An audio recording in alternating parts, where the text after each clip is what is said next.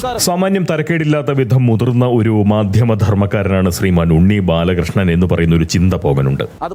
കലാകൗമുദിയിൽ sub എഡിറ്ററായിട്ടാണ് അദ്ദേഹം ധർമ്മമെടുത്ത് തുടങ്ങിയത്. 25 വയസ്സെന്ന നല്ല കിളുന്തു പ്രായത്തിൽ കലാകൗമുദി നിറച്ചുകൊടുത്ത തൂലിക കയ്യിലെടുത്ത് ഉണ്ണിക്കുട്ടൻ ധർമ്മസ്ഖലനം നടത്തിക്കൊണ്ട് മലയാളക്കരയുടെ പ്രബുദ്ധതയ്ക്ക് കാരിരുമ്പിന്റെ കരുത്തു പകർന്നു എന്ന് പറഞ്ഞു കഴിഞ്ഞാൽ സാഹിത്യത്തിനും അല്പസ്വല്പം സന്തോഷമാവും. കാരണം ഉണ്ണി ബാലകൃഷ്ണൻ വെറും മാപ്ര മാത്രമല്ല, അദ്ദേഹം നോവലായും കഥകളായും സാഹിത്യം എഴുതിയിട്ടുള്ളവനാണ്. ലേഖനങ്ങൾ പലത് ചമച്ചവനാണ്. വൈജ്ഞാനിക ഗ്രന്ഥങ്ങളുടെ പടച്ചവനാണ്. എന്തായാലും അധികം വൈകാതെ ഉണ്ണിസാർ ഏഷ്യാനെറ്റിലെത്തി. കലാകൗമുദിയിൽ നിന്ന് 1-2 വർഷത്തിനകം ഏഷ്യാനെറ്റിലെത്തി. ഏതാണ്ട് ഒരു 1.5 പതിറ്റാണ്ട് കാലത്തോളം ഏഷ്യാനെറ്റിൽ തറഞ്ഞിരുന്നു കൊണ്ട് ഉണ്ണി ബാലകൃഷ്ണൻ നാടാകെ ധർമ്മം പരത്തി എന്നാണ് പോകൻ മനസ്സിലാക്കുന്നത്. അതിനുശേഷം മാതൃഭൂമി ന്യൂസിന്റെ തലപ്പത്തെത്തി. മാതൃഭൂമിയിലൂടെയുള്ള ഉണ്ണി ബാലകൃഷ്ണന്റെ ധർമ്മപ്രവാഹത്തിന് മലയാളക്കാരെ ഏതാണ്ട് ഒരു 10 പതിറ്റാണ്ട് കാലമെങ്കിലും ഇരപ്പെട്ടിരിക്കാമെന്നാണ് പോകന്റെ ഒരു കണക്ക് കൂട്ടൽ.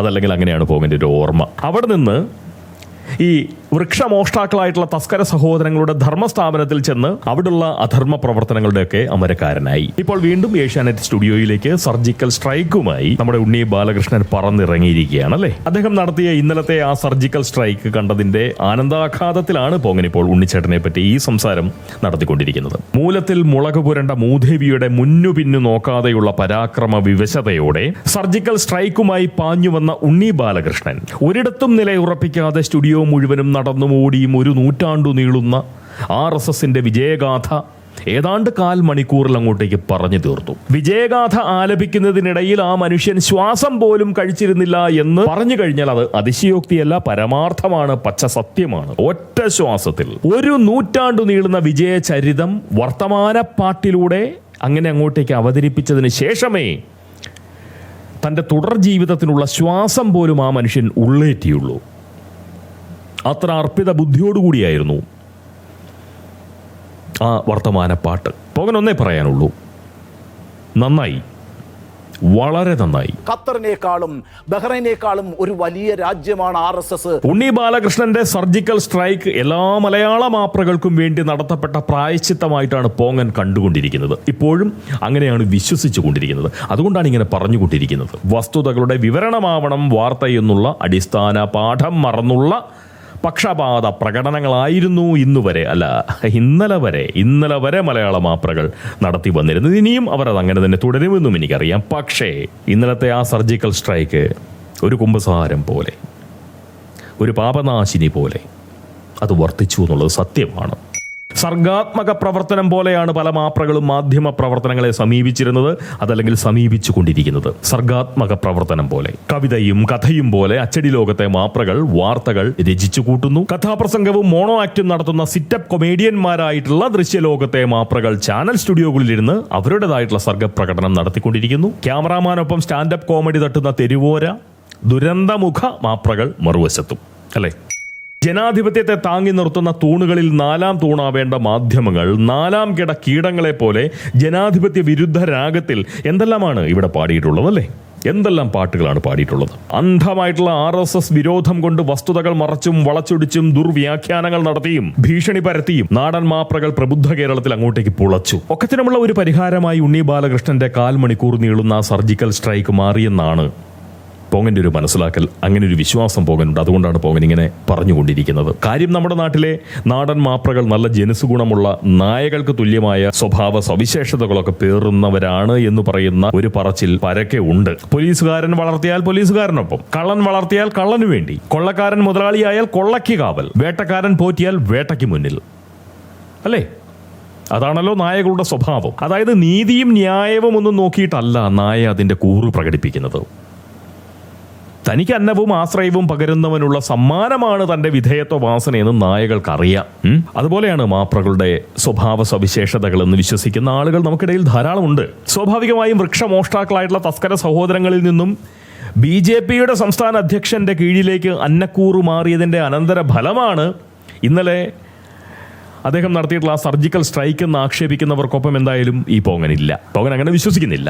RSSന്റെ 100 വർഷം പഴക്കമുള്ള പ്രവർത്തനങ്ങളെ വസ്തുനിഷ്ഠമായി വിലയിരുത്താൻ ബുദ്ധിയുള്ള ഏതൊരു മനുഷ്യനും സ്വന്തം നിലയിൽ ഇങ്ങനെ സർജിക്കൽ സ്ട്രൈക്ക് നടത്തുമായിരുന്നു എന്നുള്ളതാണ് പോങ്ങന്റെ ഒരു പക്ഷം. ഉറപ്പായും നമ്മുടെ ഭാരതം ഈ നിലയിൽ നിലനിൽക്കുന്നതിന് പിന്നിൽ RSS വഹിക്കുന്ന പങ്ക് എത്രത്തോളം ഉണ്ടെന്ന് ആർക്കും കൃത്യമായി അളന്ന് തിട്ടപ്പെടുത്താനാവില്ല. ഒരുപക്ഷെ അതൊരു സംഘപ്രവർത്തകന് പോലും സാധിക്കില്ല. ഉത്തർപ്രദേശ് കഴിഞ്ഞാൽ ഏറ്റവും കൂടുതൽ RSS ശാഖകളുള്ളത് 8000 ശാഖകളാണ് RSS ഉത്തർപ്രദേശിലുള്ളത്. അത് കഴിഞ്ഞാൽ പിന്നെ RSS ഏറ്റവും കൂടുതൽ ശാഖകളുള്ള സംസ്ഥാനം എന്ന് പറയുന്നത് നമ്മുടെ ഈ കൊച്ചു കേരളമാണ്.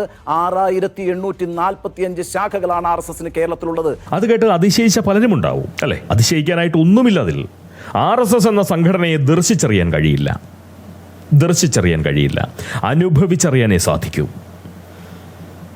RSSനെ കണ്ണുകൊണ്ട് കാണാൻ പറ്റില്ല, RSSനെ അനുഭവിച്ചു മാത്രമേ അറിയാൻ സാധിക്കൂ.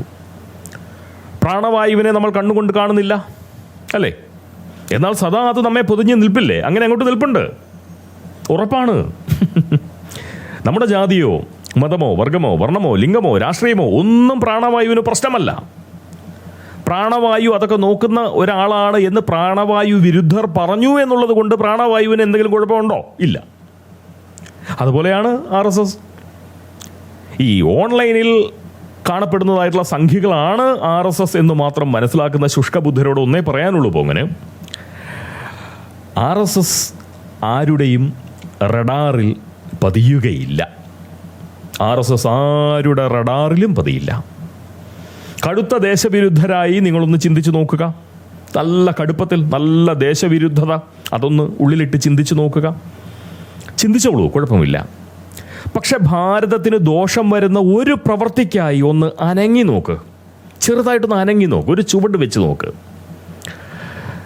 അപ്പോൾ മാത്രം നിങ്ങൾക്ക് RSSനെ അറിയാനാവും, അനുഭവിക്കാനാവും. കണ്ടറിയാൻ പറ്റിയേക്കില്ല, പക്ഷെ കൊണ്ടറിയാൻ പറ്റും. അതാണ് പോകൻ പറഞ്ഞതിൻ്റെ ചുരുക്കം. നിങ്ങളൊരു കടുത്ത ദേശവിരുദ്ധനാണെങ്കിൽ കണ്ണടച്ച് പിൻകഴുത്തിലേക്ക് ഒന്ന് ശ്രദ്ധ കൊടുക്കുക. മനസ്സുകൊണ്ട് പിൻകഴുത്തിനെ ഒന്ന് തൊടുക. വേറൊരിടത്തേക്കും ശ്രദ്ധ കൊടുക്കരുത്, പിൻകഴുത്തിൽ മാത്രം. അവിടെ ചെറിയൊരു സ്പർശമുണ്ടാവും, ചെറിയൊരു തൊടൽ, നിശ്വാസത്തിൻ്റേതുപോലൊരു സ്പർശം, ഇളം കാറ്റ് വന്ന് തൊടുന്നത് പോലെ. അതാണ് RSS. നമുക്ക് മുന്നിൽ കയറി അവർ നടക്കില്ല, നമ്മൾ തിരിഞ്ഞു നോക്കിയാൽ അവരെ കാണില്ല, തൊട്ടറിയാൻ ആർക്കും പറ്റില്ല. എന്നാൽ അവർ നമുക്ക് പിന്നിലായിട്ടുണ്ട്, തൊട്ടു പിന്നിലായിട്ടുണ്ട്. നമ്മുടെ ചുവടുകൾ നിരീക്ഷിച്ചുകൊണ്ട് നമ്മുടെ തൊട്ടു പിന്നിലായിട്ട് അവരുണ്ട്. വീഴ്ത്തേണ്ടവരെ വീഴ്ത്താനും വാഴ്ത്തേണ്ടവരെ വാഴ്ത്താനും അവർക്ക് വളരെ നന്നായിട്ട് അറിയാം. RSSന് അറിയാം. RSSന് അതറിയാമെന്നുള്ള കാര്യം പോങ്ങനും അറിയാം. RSS നമ്മുടെ ബലമാണ്, നമ്മുടെ ഈ രാഷ്ട്രത്തിൻ്റെ രണ്ടാം പട്ടാളമാണ്, ഭാരതാംബയുടെ കാവൽക്കാരാണ്. ഭാരതാംബയുടെ ആദ്യ മക്കൾ അത് RSSകാരാണ്. ആദരവ് മാത്രമേ പോകൻ RSSകാരോടുള്ളൂ.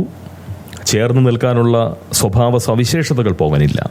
അതുകൊണ്ട് മാറി നിന്നുകൊണ്ടൊരു സംഘബന്ധുവായി പോകൻ എന്നും RSSനൊപ്പം മനസ്സുകൊണ്ടുണ്ടാവും. തീർച്ചയായിട്ടും. കാരണം ഞാനും ഈ മണ്ണിൻ്റെ മകനാണ്. അതുകൊണ്ട് എനിക്ക് എൻ്റെ സഹോദരങ്ങളോട് തീർച്ചയായിട്ടും സ്നേഹവും കൂറും ആദരവും സാഹോദര്യവും ഒക്കെ ഉണ്ടായേ പറ്റൂ.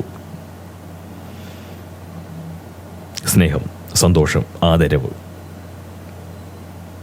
നിർത്തുന്നു. പിന്നെ നമ്മുടെ ഈ ചാനൽ കുറച്ച് നാളായിട്ട് അധികം ആരും സബ്സ്ക്രൈബ് ചെയ്യാറില്ല. സമാന മനസ്കരായിട്ടുള്ള ആരെങ്കിലും ഉണ്ടെന്ന് തോന്നുകയാണെന്നുണ്ടെങ്കിൽ തീർച്ചയായിട്ടും ഒന്ന് സബ്സ്ക്രൈബ് ചെയ്യുക. അതൊരു സന്തോഷമായിരിക്കും, ആശ്വാസമായിരിക്കും, ഒരു സമാധാനമായിരിക്കും.